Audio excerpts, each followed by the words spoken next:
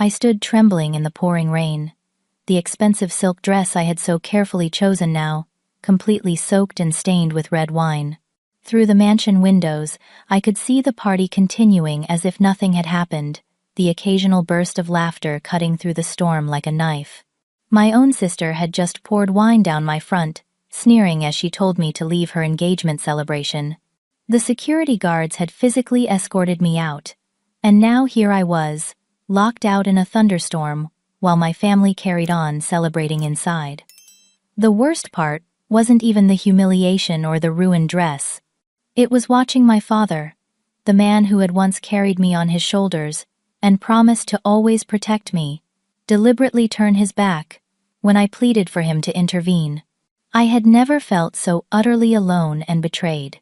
Then suddenly, headlights cut through the darkness, approaching slowly up the long, winding driveway.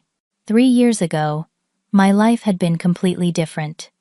As Carly Preston, eldest daughter of the prestigious Preston family, I had been raised with certain expectations. The Prestons were old money in our city, with a legacy spanning 4 generations of successful business ventures and strategic marriages that had steadily increased the family fortune. "Your future is secure, as long as you remember who you are," my father James Preston would often say during our formal Sunday dinners.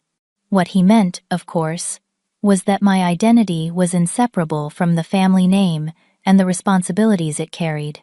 I had always been the obedient daughter, attending the right schools, joining the right clubs, and dating the right kind of men from similar backgrounds. That changed the summer I turned 27, when I met Jackson Warner at a charity gala I had organized for children with rare diseases. Unlike the polished trust fund men in our social circle, Jackson was different. He hadn't attended an Ivy League school on family money. Instead, he had worked his way through college with scholarships and night jobs, eventually building his tech startup from nothing but a brilliant idea and relentless determination. By the time we met, his company was already successful, though not yet the powerhouse it would later become. "So you're the famous Carly Preston," he had said, approaching me at the event with 2 glasses of champagne. "The woman who managed to get half of Manhattan's elite to open their wallets for sick kids." I had been instantly drawn to his confidence and genuine warmth. Unlike others who saw me as a Preston first and a person second, Jackson seemed interested in me for reasons that had nothing to do with my family name. Our connection was immediate and powerful. We spent the entire evening talking, and by the end of the night, I knew something significant had happened. Within weeks, we were inseparable. My family's reaction was swift and harsh. A tech entrepreneur with no family connections? "Carly, be reasonable," my mother had said during the tense dinner where I had introduced Jackson. "These startup types are here today, bankrupt tomorrow. Is that the kind of instability you want?" My younger sister Amy, always competitive and envious of any attention I received, had been even more direct. "If you're going through some rebellious phase, there are less embarrassing ways to do it," she had snickered. Only Jackson's quiet dignity throughout their thinly veiled insults had prevented me from walking out. Later that night, he had held me as I cried. "Your worth isn't determined by their approval, Carly," he had whispered. "You're extraordinary, all on your own." Despite my family's opposition, we married 6 months later, in a simple but beautiful ceremony. Not a single Preston attended. My father had called the night before, his voice cold. "If you go through with this, you're choosing to turn your back on this family and everything we've built," he had warned. With tears streaming down my face but resolve in my heart, I had made my choice. "Then I guess I'll see you when you're ready to accept the man I love." The 2 years that followed were both the happiest and most difficult of my life. Happy because Jackson and I built a beautiful life together, with a love deeper than anything I had known was possible. Difficult because the complete severing of family ties left a wound that never fully healed, especially during holidays and milestone moments. Jackson's company experienced tremendous growth during this time, though I didn't fully understand the scale of his success. He was modest about business at home, preferring to focus on our relationship rather than numbers and acquisitions. Then last month, the unexpected happened.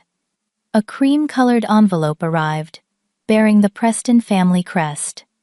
Inside was an invitation to my sister Amy's engagement party. A handwritten note from my mother was enclosed. "We've been apart too long. Family should be together for important moments." Hope bloomed in my chest like a fragile flower. Perhaps time had softened their stance. Perhaps they were finally ready to accept Jackson and me as we were. "Are you sure about this?" Jackson had asked when I showed him the invitation. His concern was evident, protective, after witnessing how deeply their rejection had hurt me. "I have to try," I replied. "They're still my family." We planned to attend together, but the morning of the party, Jackson received an emergency call about a major business deal that couldn't wait. "I'll be there as soon as I can," he promised, kissing me goodbye. "Save me a dance." I spent hours preparing, choosing a simple but elegant pale blue silk dress and the pearl earrings Jackson had given me for our first anniversary. I selected a generous gift for Amy and her fiancé, whom I had yet to meet. The butterflies in my stomach were a mix of excitement and anxiety as I drove to my childhood home alone. What I didn't realize as I pulled up to the imposing Preston mansion was that the invitation hadn't been an olive branch at all. It had been bait for a trap, carefully set, and now ready to spring. The Preston mansion looked exactly as I remembered it, the sprawling Georgian-style home illuminated with thousands of twinkling lights for the occasion.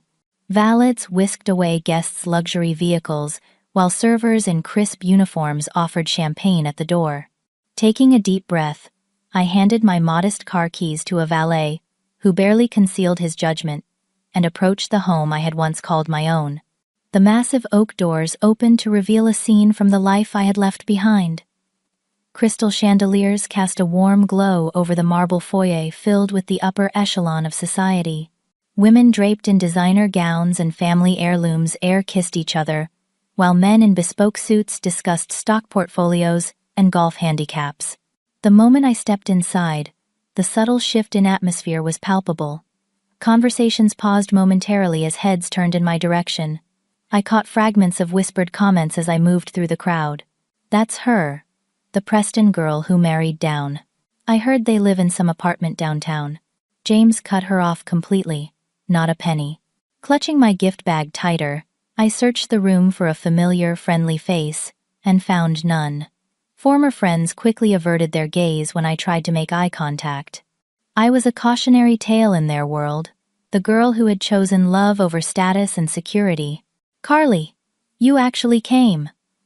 My sister Amy's voice rang out across the room, drawing all attention to our reunion. At 25, Amy had always been the more conventionally beautiful Preston daughter, with our mother's blonde hair and our father's commanding presence. She air-kissed both my cheeks, her smile not quite reaching her eyes. "Love the dress. It's so modest. Very appropriate for your situation." Before I could respond, she was pulling forward a tall man with the confident posture of someone who had never questioned his place in the world. "This is Trevor Whitfield, my fiancé." Trevor barely offered his hand. "Ah," the rebellious sister. "Amy's told me all about you." His emphasis made it clear none of what he'd heard had been flattering. "Congratulations on your engagement," I said sincerely, offering the gift bag. "I'm very happy for you both." "How thoughtful," Amy replied, immediately passing the bag to a server without even looking inside. "Put this somewhere, will you?" I never saw the gift again that evening. My mother materialized at Amy's side, resplendent in an emerald gown that probably cost more than my monthly rent.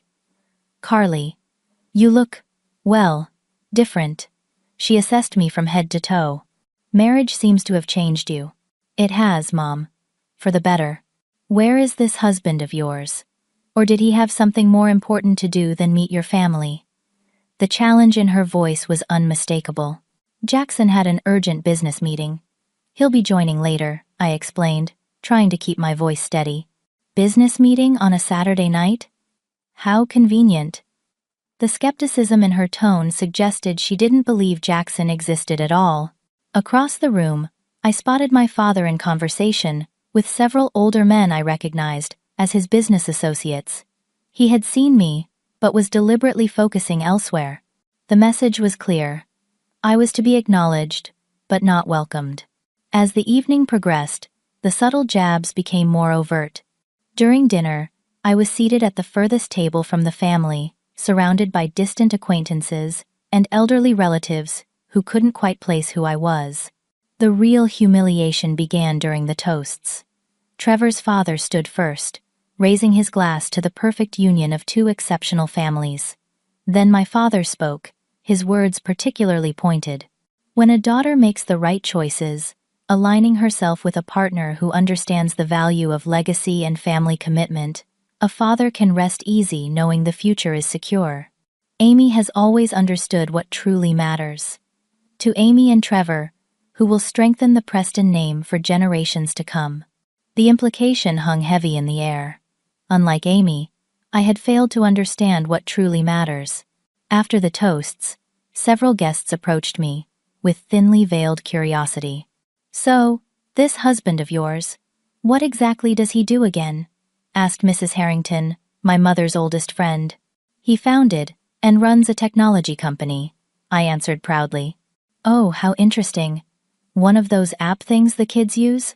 She didn't wait for my response before continuing. "And still no children? Amy mentioned you're focusing on. What was it again?" Before I could answer, another guest jumped in. "Probably for the best, dear. Children should have stability." I excused myself to find the restroom, needing a moment alone to compose myself. As I was touching up my makeup, the door opened, and Amy entered with our mother. They didn't notice me in the powder room section around the corner. "She actually believed we wanted to reconcile," Amy laughed, the sound brittle and cold. "As if we'd welcome her and her nobody husband back after she embarrassed the family." My mother's response froze me in place. The invitation served its purpose. James has been too soft, thinking she'd come crawling back when this marriage inevitably fails. Tonight we show her exactly what she gave up. By the time Trevor's family announces the merger with Preston Holdings, she'll understand exactly how poorly she chose. "Did you see her face when Dad toasted us?" Priceless. Amy's voice contained years of resentment. Always the perfect Carly, Dad's favorite, until she threw it all away. Well, now everyone will see which Preston daughter made the smart choice. I stepped out from my corner, startling them both. "So this was all a setup? You invited me here just to humiliate me?" Amy recovered quickly, her expression hardening. "Consider it a reality check, sister dear. A reminder of everything you're missing while playing house with your startup boyfriend." The bathroom door opened again, as several women from the party entered, forcing our confrontation to end prematurely. I pushed past them, fighting back tears that threatened to undermine the little dignity I had left. Returning to the ballroom, I found the atmosphere had shifted. Amy had taken center stage, clinking a spoon against her champagne glass to gather attention. "Since my dear sister has finally joined us after her 2-year absence, I think now would be the perfect time for a proper family photo, don't you think?" Reluctantly, I was ushered forward to stand awkwardly beside my father, who maintained a foot of distance between us. "But wait," Amy continued with exaggerated concern. "We're still missing Carly's mysterious husband, the one none of us have ever met. Has anyone seen him? Anyone at all?" The room filled with uncomfortable chuckles. "Maybe he got lost on the way to our humble home," Trevor added, drawing more laughter. "Or perhaps he's just camera shy," Amy suggested with mock sympathy. "Or entirely fictional. It's hard to tell these days." My face burned with humiliation as whispers rippled through the crowd. "That's enough, Amy," I said quietly. "Jackson is real, and he'll be here soon." "Of course he will," she replied, her voice dripping with sarcasm. Then, with deliberate slowness, she raised her glass of red wine. Our eyes locked for one terrible moment before she stumbled forward, sending the entire contents cascading down the front of my pale blue silk dress. Gasps and poorly concealed laughter erupted around us. "Oh my goodness," Amy exclaimed with theatrical horror. "How terribly clumsy of me. She made a show of dabbing at the spreading stain with a cocktail napkin, ensuring it worsened rather than improved. The room spun around me as I stood there, publicly humiliated, wine dripping from my ruined dress onto the marble floor. In that moment, I realized with absolute clarity that this had been their plan all along. I wasn't invited as a gesture of reconciliation. I was invited to be put in my place. The shock of Amy's deliberate action left me momentarily frozen. As red wine dripped from my once beautiful dress onto the polished marble floor, the room filled with a terrible silence before erupting into poorly disguised titters and whispers. "Someone get her a towel," my mother called out, her voice carrying the perfect note of concern while her eyes remained cold and satisfied. A server approached with a white cloth, but Amy intercepted him. "I'll help my sister," she said, her voice syrupy with fake solicitude. She grabbed my arm with unnecessary force, pulling me toward a side room off the main hall. "Let's get you cleaned up, shall we?" Once the door closed behind us, her facade dropped completely. "You always had to be the center of attention, didn't you?" she hissed, throwing the towel at me. "The perfect daughter, the family favorite, the one with all the potential. Do you have any idea what it was like growing up in your shadow?" I dabbed uselessly at my ruined dress. "Is that what this is about? Some childhood rivalry?" "Amy, we're adults now. This is about consequences," she snapped. "You chose to betray this family, to throw away everything we stand for, and you still expected to be welcomed back with open arms?" "I fell in love," I said simply. "That's hardly betrayal. You fell in love with someone beneath you, someone who could offer you nothing compared to what you already had." I shook my head, suddenly seeing my sister with painful clarity. "Jackson offered me something no one in this family ever has.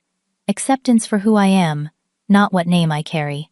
The door opened, and my mother swept in, closing it firmly behind her.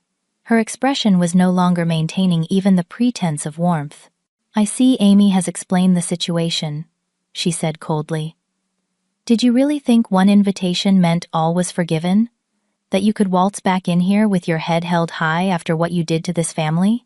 What exactly did I do to this family, Mom? Love someone you didn't choose for me? Live my life on my own terms?" My mother's laugh was brittle. "You threw away generations of careful planning and connections. The Preston name opens doors that remain firmly closed to ordinary people like your husband. Jackson doesn't need doors opened for him. He creates his own opportunities. Yes, your mythical successful husband." Amy rolled her eyes dramatically. "If he's so accomplished, where is he? Where's his company?" "I've never even heard of Warner Tech in any business circles." Before I could respond, the door opened again, and my father entered, followed closely by Trevor. My father's expression was thunderous, his disappointment radiating off him in waves. "Causing a scene at your sister's engagement party," he said, shaking his head. "Some things never change." "I didn't cause any scene," I protested. "Amy deliberately poured wine on me." "Always the victim," Trevor commented smoothly. "Amy warned me about your talent for drama." My father held up his hand for silence.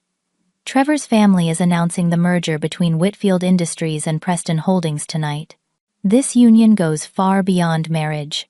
It secures the future of both families for generations to come." His gaze hardened as he looked at me. "While you've been playing house with your entrepreneur, Amy has been securing her future, and ours, with a man who understands family obligation. Is that all marriage is to you? A business transaction?" I asked, my voice rising despite my effort to stay calm. "Marriage is about building something larger than yourself," my father replied. "Something Amy clearly understands, and you never did. So that's it? You invited me here just to show me how wrong my choices were? To parade Amy's success in front of me?" "We invited you to witness what true family loyalty looks like," my mother said coldly. "Though I'm beginning to think even that lesson is beyond your comprehension." Amy stepped closer, her voice dropping to a venomous whisper. "And to be honest, we all placed bets on whether your mystery husband would actually show up. I said he wouldn't, because he probably doesn't exist. Just a convenient fiction to save face after you realized your mistake. something inside me snapped. 2 years of hurt, of missing my family despite their cruelty, of hoping for a reconciliation that clearly was never going to happen. It all crystallized into a white-hot anger that burned away my remaining restraint. Jackson is more real, more genuine, and more successful than anyone in this room, I said, my voice shaking with emotion. He loves me for exactly who I am, not what I can do for the family name or bank account. And when he arrives, enough! My father's voice boomed through the room. I've heard enough of your fantasies. You made your choice 2 years ago, Carly. You chose a stranger over your flesh and blood. A stranger who showed me more respect in our first conversation than I've received in this house my entire life, I retorted. Trevor chuckled. I think what we're witnessing is someone who's realized her mistake, but is too proud to admit it. Let me guess. You came hoping to reconcile because you need money? The startup bubble finally burst? How dare you? I breathed. Amy smirked triumphantly. He's right, isn't he? That's why you accepted the invitation so quickly. You're broke and came crawling back. The accusation was so far from the truth, it was almost laughable. But the hurt it caused was real. These people, my own family, thought so little of me that they assumed I would only reach out for financial gain. I came because I foolishly believed that despite everything, blood still meant something, I said quietly. I see now how wrong I was. My father's expression hardened further. The Preston blood runs true in Amy. Whatever flows through your veins now is something else entirely. The door opened again, and one of the servers peered in. Excuse me, Mr. Preston, but the Whitfields are ready for the merger announcement. The accusation was so far from the truth, it was almost laughable, but the hurt it caused was real. These people, my own family, thought so little of me that they assumed I would only reach out for financial gain. They moved toward the door, but Amy paused, turning back with a cruel smile. Actually, I have a better idea. My father nodded curtly. We'll be right there. He turned back to me. Stay in here until you've composed yourself. I won't have you disrupting this important moment.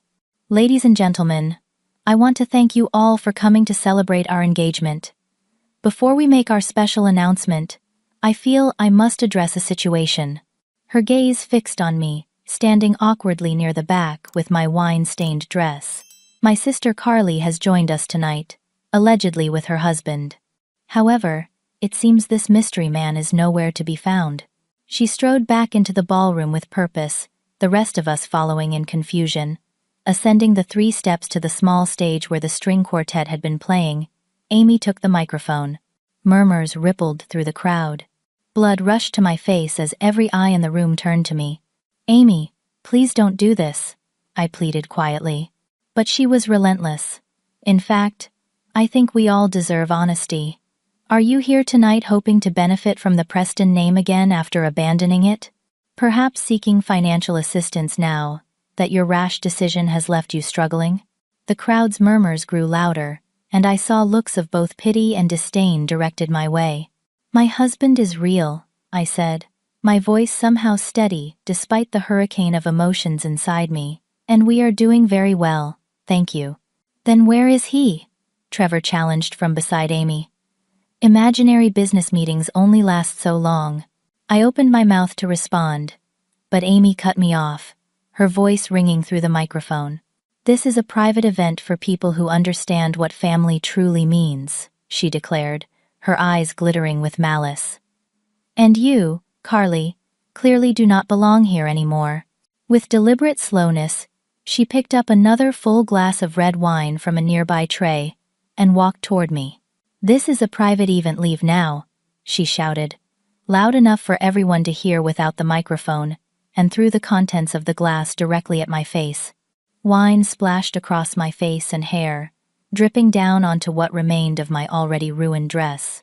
The gasps from the crowd were audible, followed by uncomfortable laughter from those eager to stay in the Preston family's good graces. Security, my mother called calmly, as if requesting more champagne. Please escort my daughter out. She's causing a disturbance. This is a private event, leave now, she shouted, loud enough for everyone to hear without the microphone, and threw the contents of the glass directly at my face. "Dad," I pleaded, looking to my father who stood watching the scene unfold. "Dad, please." For one brief moment, I thought I saw conflict in his eyes. Then, deliberately, he turned his back on me and walked toward the stage to join Amy and the Whitfields. The security guards led me through the stunned crowd and out the front door, where they released me with apologetic expressions. "Sorry, miss," one murmured. "Just following orders." The heavy oak door closed behind me with a decisive thud, followed by the unmistakable sound of the lock engaging. And then I was alone, standing in the pouring rain, completely soaked within seconds, wine running in pink rivulets down my ruined dress, the sounds of the party continuing uninterrupted behind the thick walls of the mansion that had once been my home. The rain fell in merciless sheets, plastering my hair to my face and neck. I stood frozen in shock, my mind struggling to process what had just happened. The family I had longed to reconcile with had orchestrated my public humiliation and thrown me out into a storm. The weight of that betrayal crushed something inside me that I wasn't sure could ever be repaired. I fumbled in my small evening purse for my phone, my fingers trembling so badly I could barely grasp it. When I finally pulled it out, the screen remained black, dead from the rain that had already soaked through everything I was wearing. I had no way to call Jackson, no way to get home except to walk down the long, winding driveway in the dark and hope to find a main road where I might flag down a passing car. Lightning flashed, illuminating the perfectly manicured grounds of the estate. Through the grand bay windows, I could see the party continuing, as if nothing had happened. Crystal glasses clinked, guests laughed, and there, near the center of it all, stood my father with his arm proudly around Amy's shoulders, presenting a united family front to the world. A family that no longer included me. I wrapped my arms around myself and began walking slowly down the driveway, my heels sinking into the soft, saturated ground with every step. After the third time I nearly twisted my ankle, I stopped to take them off, continuing barefoot across the wet gravel. The sharp stones bit into my soles, but the physical pain was almost a welcome distraction from the emotional agony tearing through my chest. Rain mixed with my tears until I couldn't distinguish between them anymore. My mind raced through every memory I had of growing up in that house. The Christmas mornings opening presents by the 12-foot tree in the main hall. My 16th birthday party where Dad had surprised me with my first car. Sunday dinners, where we'd discussed politics and art and literature. Had it all been conditional? Was family love something that could be revoked the moment you stepped off the prescribed path? "You chose this," I whispered to myself, the words immediately swept away by the wind. But had I really chosen to be treated this way? To be humiliated and cast out? Was loving someone my family didn't approve of truly deserving of such cruelty? I was halfway down the driveway when my legs simply gave out. I sank to my knees on the soaking gravel, no longer caring about the dress or the cuts on my feet, or the rain plastering my hair to my skull. For the first time since the wine had been poured down my dress, I allowed myself to truly break down. The sobs tore from my throat with such force it felt like they were ripping something loose inside me. Years of trying to be the perfect daughter, followed by years of missing the family that had rejected me, all of it culminating in this moment of complete abandonment. I had been a fool to think they would ever accept me on my own terms, to believe that blood would eventually overcome their disappointment in my choices. "I'm sorry, Jackson," I whispered into the storm. "You were right." He had been concerned about my coming here tonight, worried that my hopes were too high. But he had supported me anyway, understanding my need to try. And how had I repaid that understanding?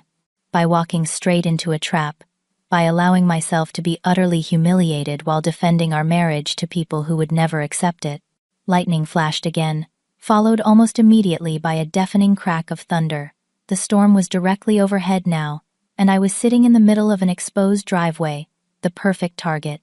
Some distant part of my mind suggested I should move, find shelter, protect myself, but a larger, wounded part simply didn't care anymore. Let the lightning strike. Let the storm take me. In that moment of complete desolation, It seemed almost preferable to picking up the pieces of my shattered dignity and moving forward. I don't know how long I stayed there, kneeling in the rain. Time seemed to lose all meaning, minutes stretching into what felt like hours. Eventually, I became aware of a new sound cutting through the storm, an engine approaching from the bottom of the drive. Distant headlights pierced the darkness, growing stronger as the vehicle made its way up the winding path toward the mansion. Probably late guests, I thought dully, or perhaps some of the older attendees leaving early. They would pass right by me, this pathetic figure crouched in the rain. I should move, I knew. I should at least get to my feet, try to salvage what little dignity remained. But my body refused to respond, as if the weight of rejection had physically pinned me to the ground. The headlights grew brighter, illuminating the curtain of rain in brilliant white. The vehicle was moving slowly, carefully navigating the treacherous conditions. As it drew closer, I could make out the sleek silhouette of a luxury car, far more expensive than anything I had expected.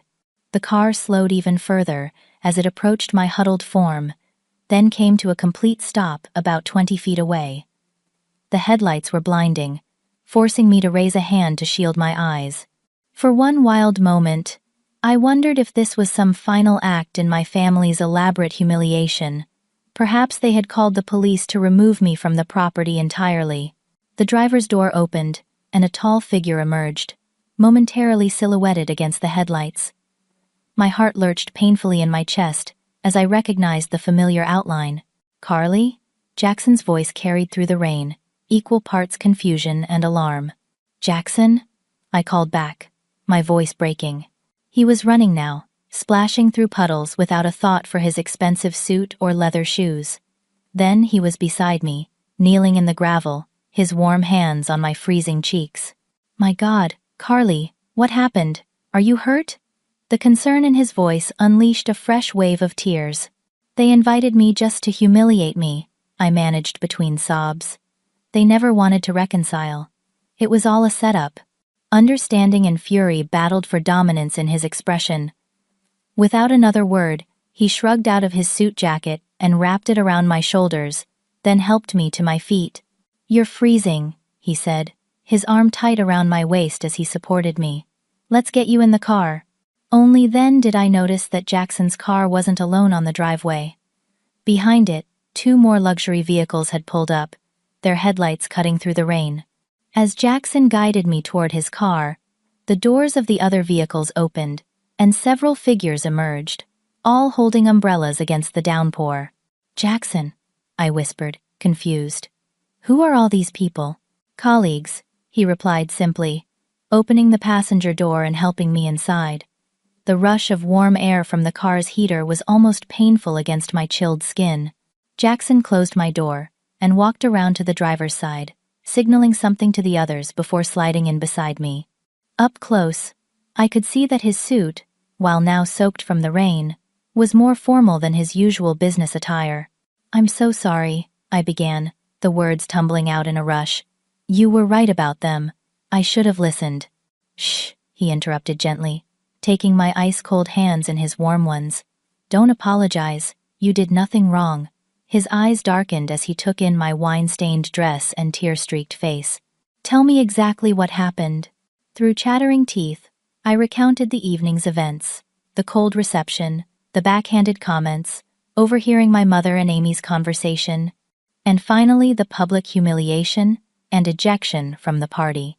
Jackson's expression grew increasingly stormy as I spoke, though his hands remained gentle around mine. When I finished, he was quiet for a long moment, his jaw working as he controlled his anger. These people who just arrived with you, I said hesitantly. Why are they here? I thought you had a business meeting. A small, enigmatic smile touched his lips. I did. The meeting ran long because we were finalizing a rather significant acquisition. He glanced at his watch. Perfect timing, actually. Acquisition? Jackson, what's going on? Instead of answering directly, he reached into the back seat and pulled out a small duffel bag. I brought a change of clothes for you, just in case the party ran late and we decided to stay in the city tonight. He unzipped the bag, revealing a simple but elegant black dress, a pair of flats, and a small makeup bag. It's not much, but it's dry. The thoughtfulness of the gesture, that he had packed a bag for me just in case, brought fresh tears to my eyes. "Thank you," I whispered. "Take your time," he said, starting the car to keep the heater running. "I need to speak with my associates briefly." As he stepped out into the rain to converse with the mysterious colleagues who had accompanied him, I peeled off my ruined silk dress and used the small towel he had included to dry myself as best I could. The black dress fit perfectly, and I managed to wipe away the worst of my smeared makeup. I couldn't do much about my hair, still damp and tangled from the rain, but at least I no longer looked like a complete disaster. Through the car windows, I could see Jackson speaking intensely, with a group of 4 people huddled under umbrellas. One was a woman in her 50s, impeccably dressed despite the weather. Beside her stood a distinguished older gentleman, I vaguely recognized but couldn't place. The other 2 were younger men in expensive suits, one of whom was gesturing animatedly as he spoke. Jackson nodded at something the older man said, then glanced back toward the mansion with an expression I had rarely seen on his face: cold, calculated determination. He said something else to the group, and they all nodded in agreement. When Jackson returned to the car, his expression softened immediately upon seeing me. "Better?" I nodded, though better was relative. Physically, I was no longer soaking wet and freezing. Emotionally, I was still raw and bleeding. "Jackson, who are those people? What's going on?" He took my hand again, his thumb gently stroking my palm. "Remember that business emergency that kept me from accompanying you earlier? It was the final negotiation for acquiring Tempest Technologies." I gasped softly. Tempest was one of the largest competitors to my family's company, Preston Holdings. They specialized in the same market sectors, but had consistently outperformed Preston in innovation over the past decade. "The woman out there is Senator Gloria Harkins," he continued. "The older gentleman is Richard Caulfield." "The director?" I asked, recognizing the name of the award-winning filmmaker. Jackson nodded. "The others are Evan Miller, who runs the largest tech investment firm on the West Coast, and Daniel Park, whose banking group financed the acquisition." My mind was spinning, trying to connect the dots. But why are they all here? Now? They came for dinner to celebrate closing the deal. When I told them I needed to meet my wife at her family's home first, they insisted on joining. They were curious about the famous Preston family. His eyes held mine, particularly since they've just learned that Tempest will now be positioned to acquire Preston Holdings. The implications of what he was saying slowly dawned on me. "Jackson, what exactly did you buy?" "I bought the company that's about to buy your family's company," he said simply. "And that's not all." He reached into his jacket pocket and pulled out a thick envelope. "This arrived yesterday, but I was waiting for the right moment. I guess that moment is now." I took the envelope with trembling fingers and opened it. Inside was a property deed. As I scanned the document, my breath caught. This is the deed to the mansion. "And the surrounding property?" Jackson nodded. "A holding company purchased it last month when it was quietly put on the market. That holding company is a subsidiary of Warner Tech." He paused. "My company." I stared at him in disbelief. "My family home was for sale? They never said anything." "Your father has been over-leveraged for years, Carly. Preston Holdings has been losing market share steadily. The mansion was collateral for loans that were called in." His expression was gentle but firm. "They didn't tell you because they're ashamed. The merger with Whitfield Industries was supposed to save them. But now you own Tempest, which is positioned to acquire Preston Holdings," I said slowly. "And you also own the actual mansion they're partying in right now." "Correct." Jackson's eyes held mine. "The question is, what do you want to do with that information?" I stared at the property deed in my hands, the elegant legal language blurring as I tried to process what Jackson was telling me. My family home, the mansion I had grown up in, the symbol of Preston legacy and pride, now legally belonged to my husband, the husband they had just mocked and dismissed as fictional or failing. "They don't know, do they?" I asked quietly. About any of this? I stared at the property deed in my hands, the elegant legal language blurring as I tried to process what Jackson was telling me.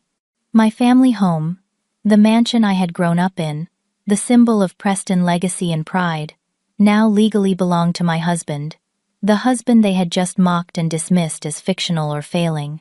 Jackson shook his head.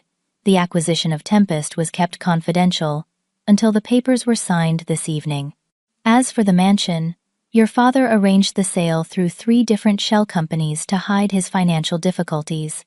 The buyer was similarly discreet, his lips curved in a slight smile. He has no idea he sold his home to his son-in-law. A strange calm settled over me as I considered the situation. Just minutes ago, I had been kneeling in the rain, utterly broken by my family's cruelty. Now, I held in my hands the power to deliver a reckoning they never saw coming. Or we can go inside, I finished for him. Our eyes met in perfect understanding. This wasn't about revenge.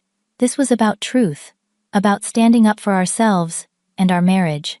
Those people out there, I nodded toward Jackson's associates, still waiting patiently in the rain.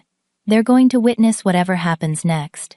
They already know the broad strokes of our situation, Jackson admitted.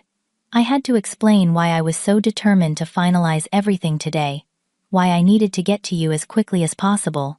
I took a deep breath, smoothing down the black dress he had brought me. Then let's not keep them waiting in the rain any longer. Jackson smiled, a genuine smile full of pride. Are you sure? I've never been more certain of anything, I replied, finding strength I didn't know I still possessed. We stepped out of the car together, Jackson immediately putting his arm around my waist in a gesture, both protective and supportive. The group approached, and Jackson made quick introductions. My wife, Carly Warner, he said, the pride in his voice unmistakable. Carly, you already know about Senator Harkins, Richard Caulfield, Evan Miller, and Daniel Park. I shook each of their hands, acutely aware of my still damp hair and the absence of the pearls I'd so carefully selected earlier. Mrs. Warner, Senator Harkins said warmly, Jackson has told us so much about you. I'm sorry we're meeting under such unconventional circumstances. Please, call me Carly, I replied, and thank you all for coming. I apologize for the drama. No apology necessary, Richard Caulfield assured me, his distinguished voice carrying the gravitas of someone who had seen it all in his long career. Family complications make for the best stories, though they're rarely pleasant to live through. I glanced toward the mansion, where the party continued, oblivious to the scene unfolding in the driveway. Would you all mind waiting just a moment? I need to speak privately with my husband. They graciously stepped back toward their vehicles, and I turned to Jackson, lowering my voice. Before we do this, I need to know something, I said, searching his eyes. Did you arrange all of this? Buying Tempest, acquiring the mansion, because of how my family treated me? Jackson considered the question carefully before answering. The Tempest acquisition has been in the works for months. It makes perfect business sense regardless of personal connections. He paused. But did I accelerate the timeline when I realized what it could mean for Preston Holdings? Yes. And the mansion? That was more opportunistic, he admitted. When my real estate division flagged that the property had been quietly listed through a series of shell companies, I did some digging. Once I confirmed it was your family home being sold off to cover debt, I moved quickly. His expression grew serious. Not for revenge, Carly, for leverage if we ever needed it. And to preserve something that I know means a great deal to you despite everything. The honesty of his answer touched me deeply. This wasn't about destroying my family. It was about protecting us and creating options for the future. Thank you for telling me the truth, I said, squeezing his hand. Let's go inside. Jackson signaled to the butler, who had been watching our gathering with increasing confusion from the relative shelter of the mansion's portico. The man approached cautiously, clearly uncertain about this group of late arrivals. Good evening, he began stiffly. I'm afraid the event is by invitation only. Jackson reached into his jacket and produced his business card, handing it over with the property deed. My name is Jackson Warner. I believe you'll find everything in order. The butler scanned the documents, his professional composure slipping as he processed what he was reading. "Sir, I don't understand. This appears to be the deed to this property," Jackson confirmed. "Recently transferred to my company. And these are my guests." He gestured to the distinguished group behind us.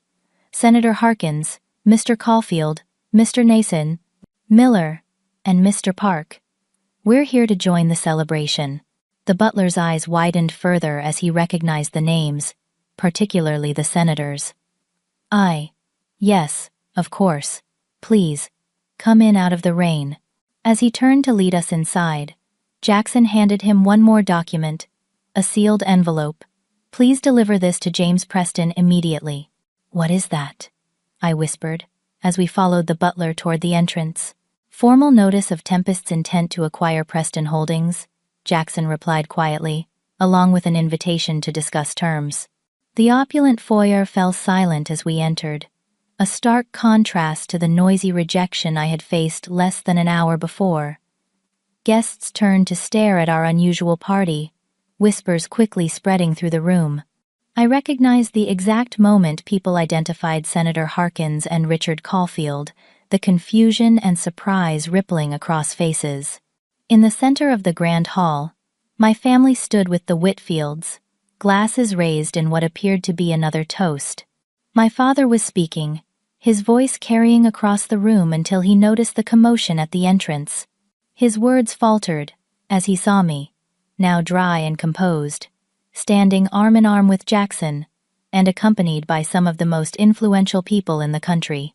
The butler approached my father discreetly, handing him Jackson's envelope with a few whispered words.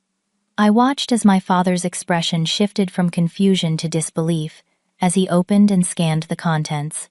His face drained of color, eyes darting between the document and Jackson. "Jackson," I murmured, suddenly uncertain. "Maybe we should." "Trust me," he whispered back. "Follow my lead." My father handed the document to Trevor's father, whose reaction was equally telling: shock, followed by what appeared to be calculating assessment.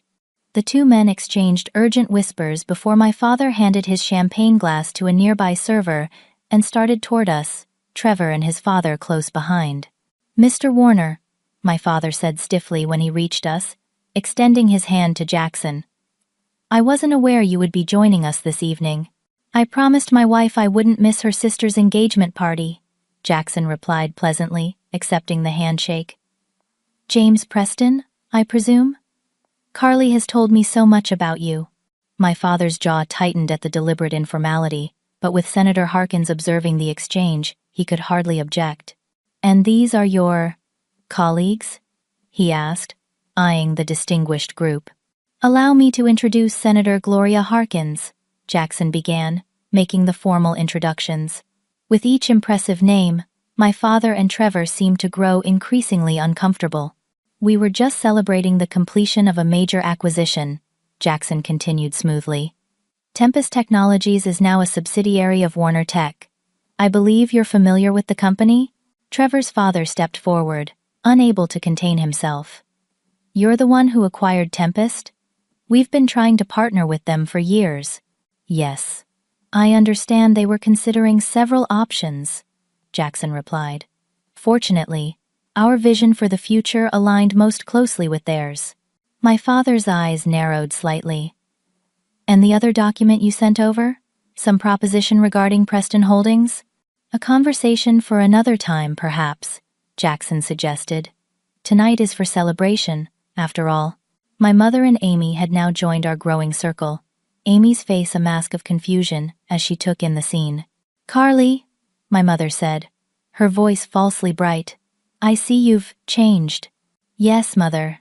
My husband thoughtfully brought me a dry outfit after I was thrown out into the storm.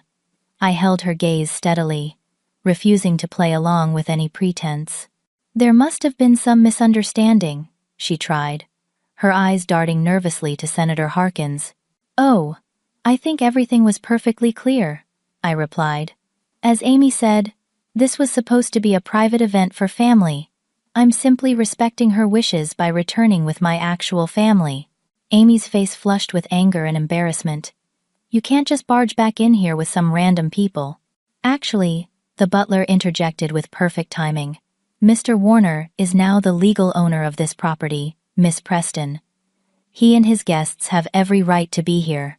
The silence that followed was absolute. Every eye in the vicinity turned to Jackson, then to my father, whose expression confirmed the butler's shocking announcement. "That's impossible," Amy whispered, but the certainty had drained from her voice. Jackson merely smiled. "The deed transfer was completed last month. I believe congratulations are in order, both for your engagement and for the Whitfield-Preston merger announcement, although—" He paused, glancing at the envelope my father still clutched. "That particular business arrangement might need some reconsideration in light of Tempest's position." Trevor and his father exchanged alarmed looks. "Perhaps we should continue this discussion privately," my father suggested, his voice tight with controlled panic. "I don't think that's necessary," Jackson replied. "After all, you were quite comfortable discussing my wife's personal choices publicly earlier this evening." Director Caulfield cleared his throat. "Jackson, if I might interrupt, that screenplay we discussed, about the self-made entrepreneur who outmaneuvers the established old money families? I'm seeing it play out rather dramatically right now." "Life does occasionally provide the best source material, Richard," Jackson agreed with a smile. Senator Harkins took a step forward. "James Preston, we met at the governor's fundraiser last year, I believe. You spoke quite passionately about family values." Her gaze shifted meaningfully to me, standing there in my hastily changed dress, obviously recently ejected from the party. Fascinating to see those values in practice. My father's carefully constructed public persona was crumbling before my eyes. The powerful man who had turned his back on me less than an hour ago now looked diminished, caught between his financial desperation and the social catastrophe unfolding in front of his most important contacts. "There's been a misunderstanding," he attempted again. "Family disagreements can sometimes—" "Spare us the performance, Dad," I interrupted quietly. "Everyone here knows exactly what happened." To my surprise, it was Daniel Park who spoke next, addressing me directly. "Mrs. Warner, your husband mentioned you run a foundation for first-generation college students?" I nodded, somewhat taken aback by the change in subject. "Yes, we established it last year. We provide scholarships and mentoring for students who are the first in their families to pursue higher education." "Remarkable," he commented. "And entirely funded through your personal resources, I understand." "Jackson and I believe in creating opportunities," I explained, aware that my family was hearing about this for the first time. "Many of these students have had to choose between family expectations and their own dreams. We try to make that choice less painful." Senator Harkins nodded approvingly. "I'd love to hear more about this foundation. Perhaps at our dinner?" "I believe we still have a reservation waiting." My father cleared his throat. "Surely you'll stay for the engagement celebration? As a family?" The desperation in his voice was palpable. With Senator Harkins and these influential business leaders present, the social and financial stakes had shifted dramatically. Now he wanted us to stay, not out of love or regret, but to save face and potentially his company. I looked at Jackson, silently asking what he wanted to do. He squeezed my hand gently, leaving the decision entirely to me.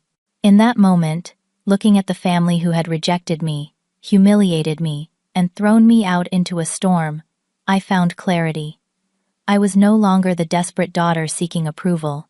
I was Carly Warner, standing on my own strength, married to a man who supported me unconditionally, surrounded by people who respected us both. "I'm afraid we have prior commitments," I said calmly. "But Jackson will be in touch regarding Preston Holdings. And of course, as the property owner, he'll need to discuss the future of the mansion." Amy's face had gone deathly pale. "What do you mean, the future of the mansion?" Jackson smiled politely. "Real estate decisions are complex. I'll have my team reach out with details." As we turned to leave, my father took a step toward me. "Carly, wait." I paused, facing him one last time. "Your mother and I? Perhaps we've been hasty in our judgments," he managed, the words clearly costing him. It was the closest thing to an apology I was likely to get, and we both knew it was motivated more by self-preservation than genuine remorse. Still, something inside me softened slightly at the hint of vulnerability in his eyes. Hasty? It's been 2 years, Dad. I shook my head. Enjoy the rest of the party. We can talk tomorrow, when you're ready to have an honest conversation. As we walked away, Jackson discreetly passed a card to the butler. My private number, I heard him say quietly, for when the family is ready to discuss arrangements. Outside, the rain had finally stopped, the night air fresh and clean after the storm. As we approached the waiting cars, I felt an enormous weight lift from my shoulders. For the first time in years, I was free from seeking my family's approval or fearing their judgment. Jackson opened the car door for me, then paused. Dinner? Or would you prefer to go home? I looked back at the mansion that had once defined me, then at the extraordinary man who had shown me I was so much more than a family name. Dinner, I decided firmly. I think we have quite a lot to celebrate. The following morning, sunlight streamed through the windows of our penthouse apartment, casting warm patterns across the bed. I lay awake, watching Jackson sleep beside me, marveling at the events of the previous night. After leaving the mansion, we had enjoyed an incredible dinner with Senator Harkins and the others, who had been surprisingly warm and supportive despite witnessing such a personal family drama. You married well, Senator Harkins had told me privately when Jackson stepped away from the table, not because of his success, but because of his character. That's rare in my circles. Now, as I studied my husband's peaceful face, I felt a surge of gratitude. He hadn't just rescued me from the rain. He had given me back my dignity, my strength, and my voice. The gentle chime of Jackson's phone broke the morning stillness. He stirred, reaching for it, with eyes still closed. "Warner," he mumbled, then sat up suddenly, fully alert. "Yes, James. Good morning to you too." My father. I felt a knot form in my stomach as Jackson listened, occasionally making affirmative noises. Finally, he said, 2 hours, our place. Yes, she'll be here. He ended the call and turned to me. Your family would like to meet with us. All of them. Your parents, Amy, and Trevor. I sat up, pulling the sheets around me. What did he say exactly? That they want to discuss recent developments and clear up misunderstandings, Jackson replied, his tone neutral. I told them to come here. I thought you might feel more comfortable on home ground. Our apartment, while luxurious, was nothing like the Preston mansion. We had chosen it for the spectacular views of the city and the warm, inviting space that reflected both our tastes. Jackson's modern sensibilities softened by my preference for comfortable elegance. Are you okay with this? Jackson asked, studying my face carefully. I considered the question. Yesterday, I had been desperate for reconciliation. Today, after experiencing the depths of their cruelty, I felt different, stronger, more clear-eyed. Yes, I decided. Let's hear what they have to say. 2 hours later, the doorbell rang. Our housekeeper, Maria, showed my family into the living room, where Jackson and I waited. The contrast between their stiff formality and the relaxed atmosphere of our home was immediately apparent. My father entered first, followed by my mother, then Amy and Trevor. Their expressions ranged from my father's carefully controlled neutrality to Amy's poorly disguised hostility. Please, sit down, I said, gesturing to the arranged seating area. Jackson stood slightly behind me, his hand resting supportively on my shoulder. An uncomfortable silence fell as they took their seats, eyes darting around our home, clearly assessing and comparing it to their own expectations. Thank you for agreeing to meet, my father finally began, his business voice firmly in place. Last night's events raised several matters that require immediate attention. We're listening, Jackson replied simply. My father cleared his throat. First, regarding the mansion. There must be some mistake in the property records. That house has been in the Preston family for 3 generations. There's no mistake. Jackson said calmly. The property was listed for sale through Meridian Holdings, which traces back to Westlake Financial Group, which is ultimately controlled by Preston Investments. He produced a folder containing copies of all relevant documentation. The sale was completed legally and binding. My father's jaw tightened as he accepted the folder, but didn't open it. Why would you purchase our family home in secret? Why would you sell it in secret? I countered. And more importantly, why wasn't I, a Preston by birth, informed that our family home was being sold off? Business decisions don't require family consultations, my father replied stiffly. Exactly the philosophy that's led us here, I observed. Treating family as business and business as family never ends well, does it? My mother spoke up, her voice taking on the conciliatory tone she used when trying to smooth over my father's bluntness. What Carly means to say is that we're interested in discussing arrangements that might be beneficial for everyone. What my mother means, I clarified, is that they want to know if they can stay in the house and if Jackson is actually going to proceed with acquiring Preston Holdings through Tempest. Trevor shifted uncomfortably. The merger between Whitfield Industries and Preston Holdings is already in progress. Contracts have been drafted, but not signed, Jackson noted. And the terms would need significant revision now that Tempest is positioned to make a competitive offer. You can't possibly intend to use your relationship with our daughter to take over our company, my father said, an edge of desperation entering his voice. Jackson's expression remained calm. I don't mix personal relationships with business strategy, James. Tempest's interest in Preston Holdings is purely based on market analysis and growth potential. The fact that I'm married to your daughter is incidental. Incidental? Amy finally spoke, her voice sharp. Nothing about this is incidental. You've orchestrated this whole situation for revenge because we didn't welcome you into the family. I laughed, the sound genuinely amused rather than bitter. Amy, do you really think Jackson built a multi-billion-dollar company just to get back at the Prestons for snubbing him? His world doesn't revolve around our family drama. Then, what do you want? She demanded, looking between us. Why are you doing this? For the first time since they arrived, I truly looked at my sister, really looked at her. Behind the anger and defensiveness, I could see fear. Her perfect world, where she was the favored daughter set to marry into another wealthy family and secure her future, was suddenly under threat. I don't want anything from you, Amy, I said softly. That's what you've never understood. I didn't marry Jackson for status or money or to prove anything to anyone. I married him because I love him, and he loves me exactly as I am. Very touching, my father interrupted. But it doesn't address the practical matters at hand. Are you planning to evict us from our home? Is Warner Tech going to dismantle the company I've spent my life building? Jackson stepped forward. No one is being evicted immediately. As for Preston Holdings, Tempest will make a fair market offer based on current valuation. What happens next is business, not personal. Not personal? My mother's voice rose slightly. You're discussing our home, our livelihood. The same home you threw your daughter out of? Jackson countered, a rare edge entering his tone. The same livelihood you used as leverage to control her choices?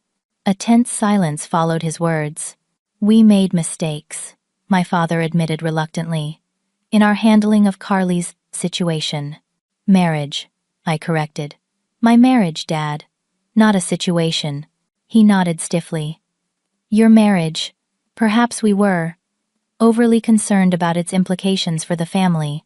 Concerned enough to deliberately humiliate me at Amy's engagement party? I asked quietly. My mother at least had the grace to look ashamed. Things got out of hand. Amy was upset, and I poured wine on you, Amy interrupted suddenly, her voice smaller than I had heard it in years. Twice. And I told security to throw you out in the rain. She looked down at her hands. I can't take that back. Concerned enough to deliberately humiliate me at Amy's engagement party? I asked quietly. No, you can't take it back, I agreed. But you can explain why. Really why, Amy. Not because I married someone you didn't approve of, but the real reason. She looked up, her composure cracking slightly. Because you had everything. Dad's approval. Mom's attention. The perfect Preston daughter who could do no wrong. And then, you threw it all away. For love. She nearly spat the word. And the worst part? You were happy. You walked away from everything I've spent my life trying to earn, and you were happier without it. The raw honesty of her admission hung in the air between us. I was never in competition with you, Amy, I said gently. We were both trying to earn the same impossible approval, just in different ways. Trevor cleared his throat awkwardly. Perhaps we should return to the business matters. The merger. The merger was your idea, wasn't it? Jackson asked suddenly, turning his attention to Trevor. A way to rescue Preston Holdings from its financial troubles while gaining control of its remaining assets and client relationships? Trevor's surprised expression confirmed Jackson's assessment. You knew the company was struggling, Jackson continued. You saw an opportunity to acquire a respected name and existing contracts at a discount through marriage, rather than a proper business transaction. That's absurd, Trevor protested, but his eyes shifted away. Is it? Jackson turned to my father. Did you review the proposed merger terms carefully, James? Did you notice the clause that would give Whitfield controlling interest in all decision-making? Or the provision for restructuring that would allow them to replace Preston leadership within 12 months? My father's expression darkened. What are you talking about? Jackson pulled another document from his briefcase, a copy of the merger agreement, page 17, section 4, and page 23, addendum C. As my father flipped to the indicated sections, his face grew increasingly thunderous. These weren't in the draft I reviewed. They were added in the final revisions, Jackson explained, buried in technical language most people wouldn't scrutinize. Trevor shifted uncomfortably as my father turned to him with barely contained fury. Is this true? My father demanded. Was this merger designed to push me out of my own company? Business is business, Trevor replied coldly, dropping the pretense. Preston Holdings has been mismanaged for years. The Whitfield approach would have salvaged what value remains. Amy stared at her fiancé in shock. You never mentioned any of this to me. It wasn't relevant to our relationship, Trevor replied dismissively. Wasn't relevant? Amy repeated incredulously. You were planning to push my father out of his company while marrying me, and that wasn't relevant? I watched my sister's world shifting before her eyes, much as mine had when I realized the family invitation had been a setup for humiliation. The Preston name still has value, Trevor said, his tone making it clear exactly what he thought of that value.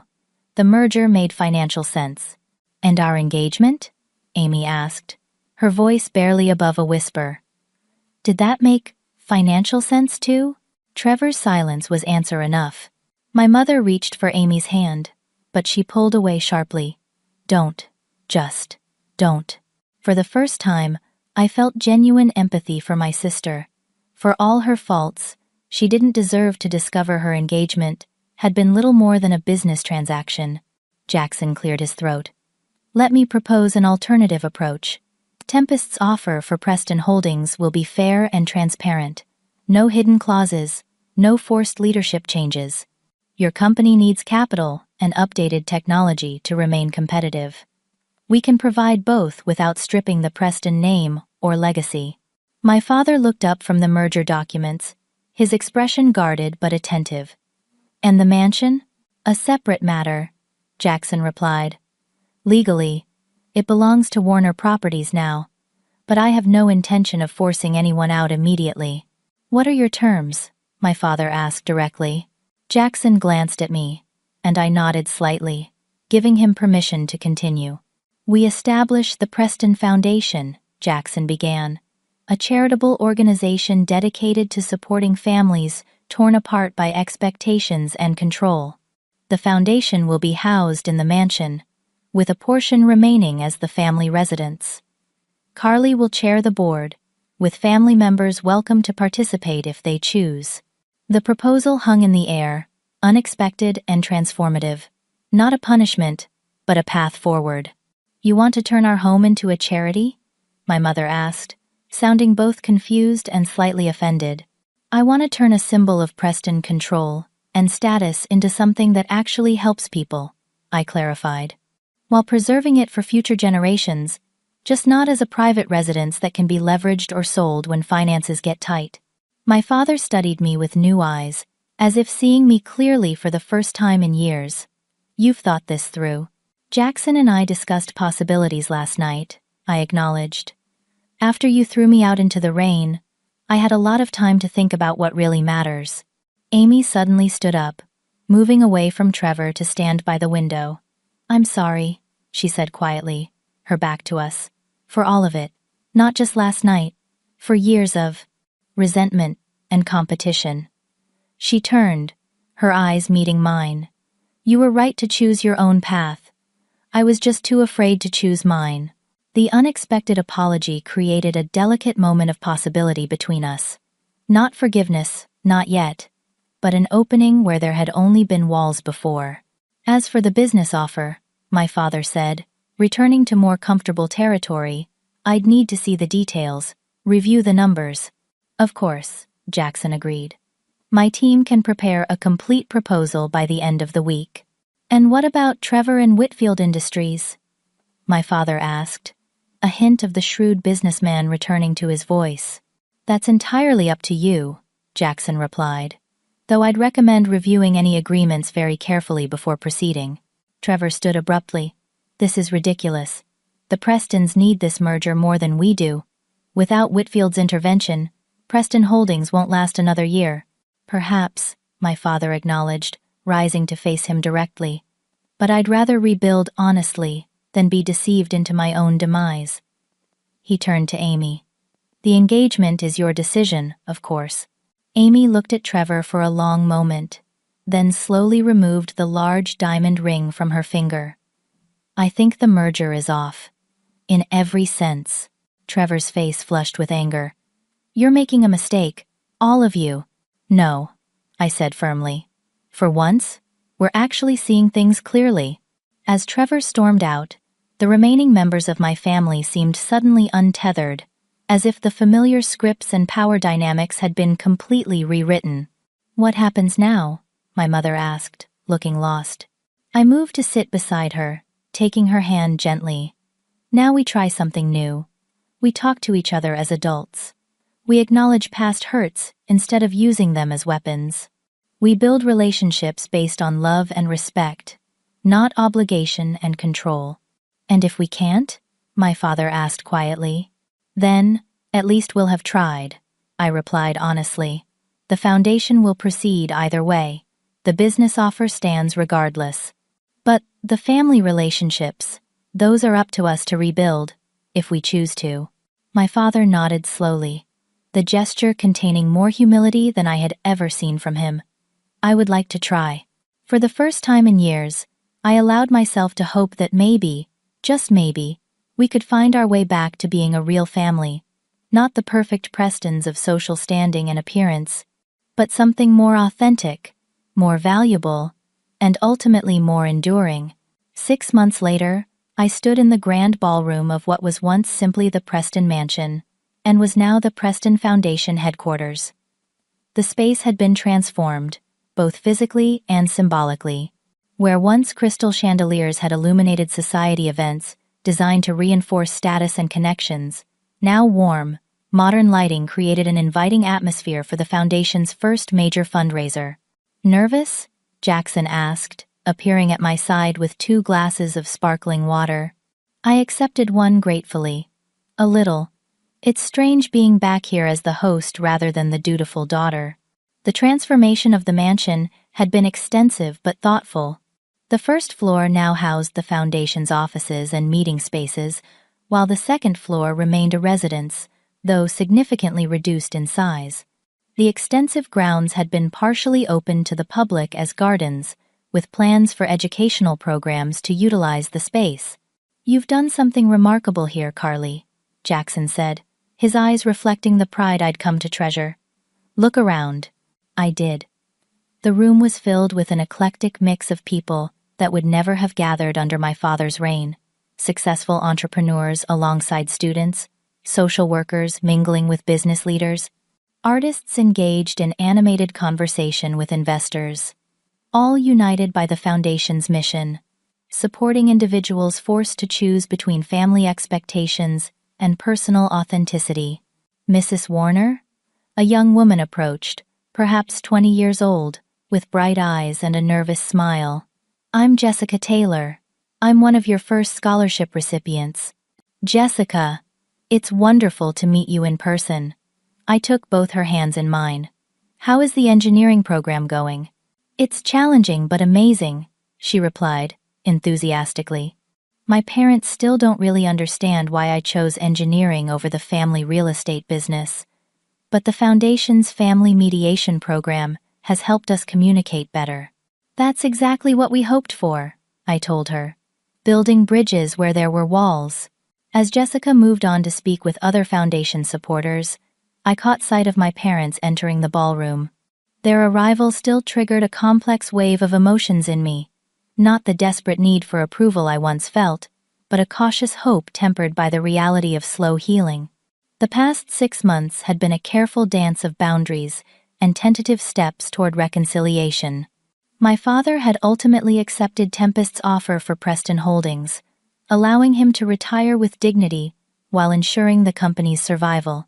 His role now was primarily advisory, leaving him time to pursue interests long neglected under the pressure of maintaining the family empire. "Your parents are here," Jackson observed. "That's the third Foundation event they've attended." "Progress," I agreed. "Slow but real."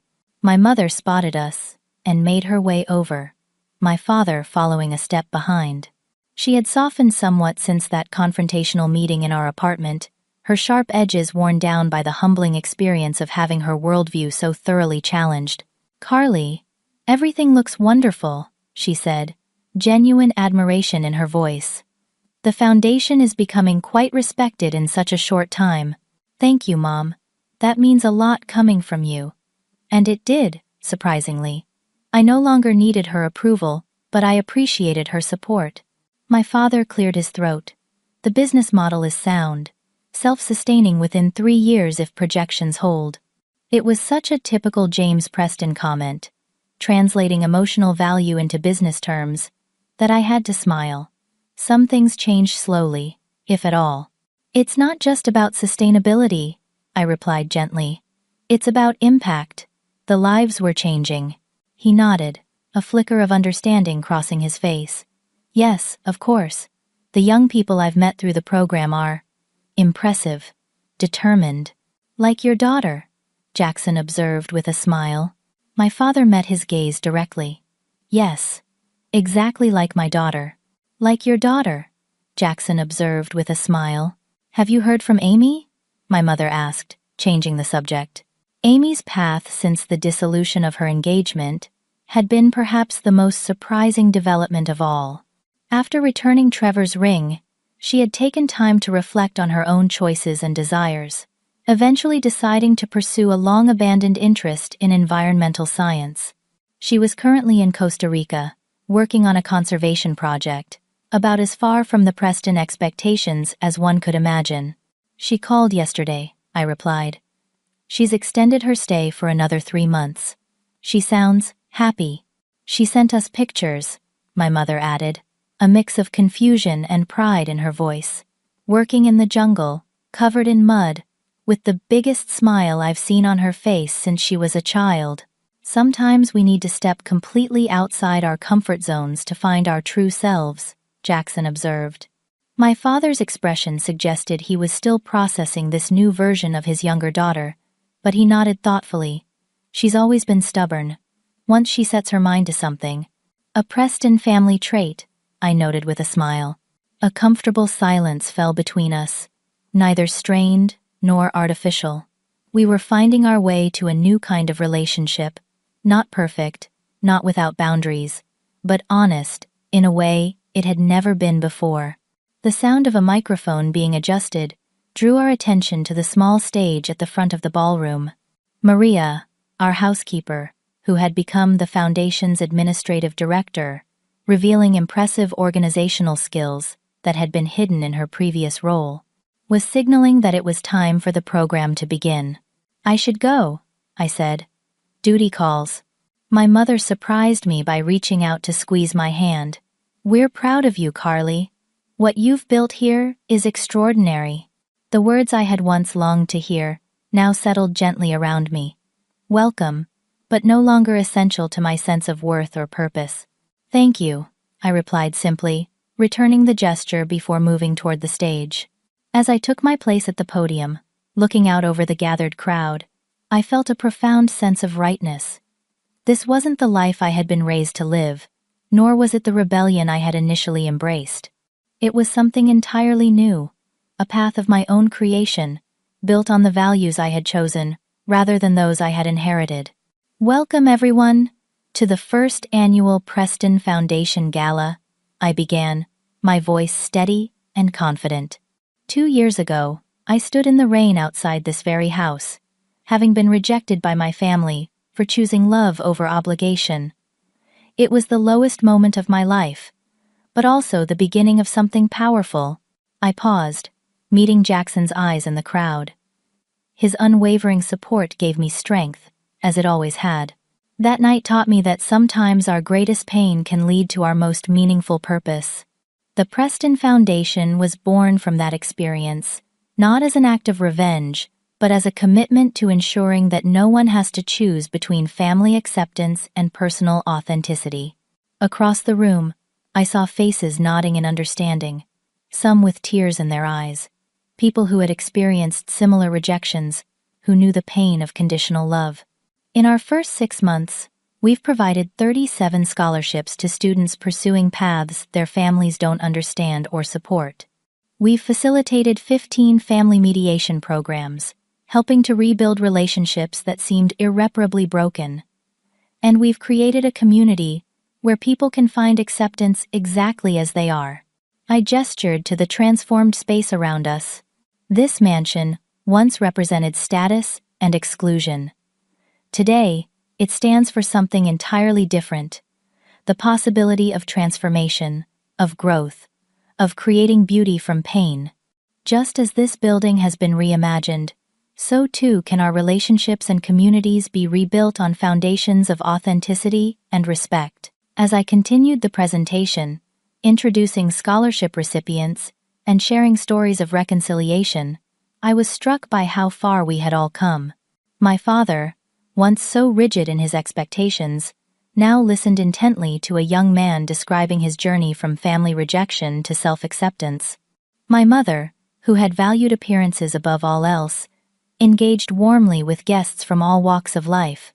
After the formal program concluded, I found myself in a quiet corner with Jackson, taking a moment to absorb the evening's success. "I keep thinking about that night in the rain," I admitted. "How completely hopeless everything felt.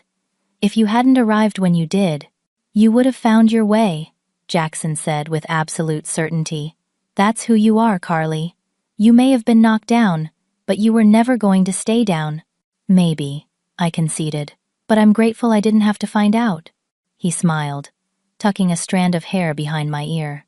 "Do you remember what you said to me on our first date? When I asked why someone from your background would be interested in a self-made guy with no connections?" I laughed softly at the memory. "I said that names and backgrounds don't define who we are. Our choices and actions do." "Exactly. You already knew who you were. Even then, you just needed the freedom to become that person fully." Looking around at what we had built together, not just the foundation, but our partnership, our expanded definition of family, our commitment to creating meaning from difficulty, I felt a profound sense of gratitude. "Sometimes rejection is actually redirection," I said thoughtfully. "Being kicked out of this house was painful, but it led me exactly where I needed to go." As the evening wound down and guests began to depart, I found myself standing on the mansion's front steps, the same spot where I had once stood soaking wet and heartbroken. The contrast couldn't have been more stark. Instead of rain and despair, I was surrounded by warmth and purpose, by a community of my own creation, rather than one I had been born into. My father approached as I was saying goodbye to the last few guests, hovering somewhat awkwardly until we were alone. "Carly," he began, uncharacteristic hesitation in his voice. "There's something I've wanted to say to you for some time now." I turned to face him fully, giving him my complete attention. I'm listening. That night, at Amy's engagement party, when they were escorting you out, he paused, visibly struggling. When I turned my back, it wasn't because I didn't care. It was because I couldn't bear to watch what was happening. I knew it was wrong, but I was too proud, too stubborn to intervene. The admission clearly cost him greatly. James Preston did not acknowledge mistakes easily. I have regretted that moment every day since, he continued. Not because of what happened with the company or the mansion, but because I failed you as a father when you needed me most. The simple, heartfelt apology was more meaningful than any grand gesture could have been. It acknowledged the specific hurt without excuses or qualifications. Thank you for telling me that, I said softly. It means a lot to hear you say it. He nodded, emotion making further words difficult. After a moment, he asked, do you think we can ever truly move past it? All of it? I considered the question carefully. I think we're already moving past it, day by day. Not by forgetting or pretending it didn't happen, but by building something better in its place. I met his eyes directly. I don't need a perfect family, Dad, just an honest one. For the first time in my memory, my father reached out and pulled me into a genuine embrace, not the formal, perfunctory hugs of society events, but something real and vulnerable. I returned it, feeling the walls between us continue to crumble. Later that night, as Jackson and I drove home to our apartment, the city lights creating a glittering pathway before us, I felt a sense of completion that had nothing to do with external validation and everything to do with internal alignment. What are you thinking about? Jackson asked, glancing over at me. About how sometimes the worst moments of our lives can lead to the best, if we're brave enough to keep moving forward, I replied. That night in the rain felt like an ending, but it was really the beginning of something much more meaningful. He reached across to take my hand. Endings and beginnings are often the same thing, just viewed from different perspectives. Very philosophical, Mr. Warner, I teased. I have my moments, Mrs. Warner, he replied with a smile. As we drove through the night toward home, our real home, the one we had built together, I thought about the journey that had brought us here. From the moment we met, through the family rejection, to the confrontation in the rain and everything that had followed, each step had been necessary to create the life we now lived. The Preston name would always be part of my history, but it no longer defined my worth or dictated my choices. I had found something far more valuable than inheritance or status. The freedom to live authentically, to love without conditions, and to transform pain into purpose. Sometimes, being kicked out in the rain is exactly what we need to find our way home. Have you ever had to choose between family expectations and your own happiness? What would you have done in Carly's situation? I'd love to hear your thoughts in the comments below.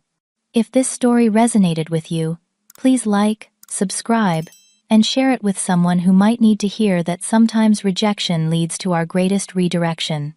Thank you for joining me on this journey, and I wish you the courage to always choose authenticity, even when it's the harder path.